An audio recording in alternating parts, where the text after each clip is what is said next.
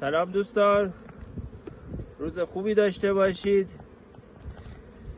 یه نمونه اومدیم تولید ملکی انجام دادیم بدون اینکه بخوایم سلول بسازیم یا اینکه بخوایم پیوند بزنیم و اختیار کلن یا اینکه ما بخوایم لارو انتخاب کنیم. اختیار کل کار دادیم دست زنبور که خودش همون سلول درست کنه، هم بخواد دیگه لارو انتخاب کنه و همون سلولش بسازه.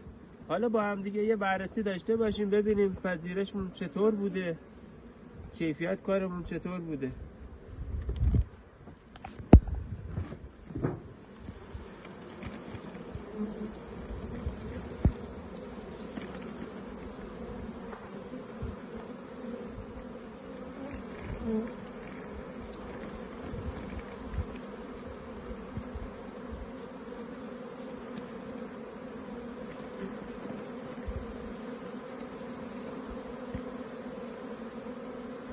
همینطور که مشاهده میکنید حالا با هم دیگه میشماریم ببینم چند تا پذیرش صورت گرفته.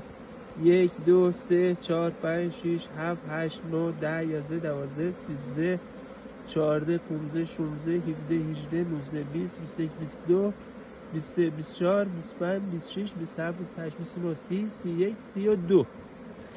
البته این سمتی هم هست یه تعدادی،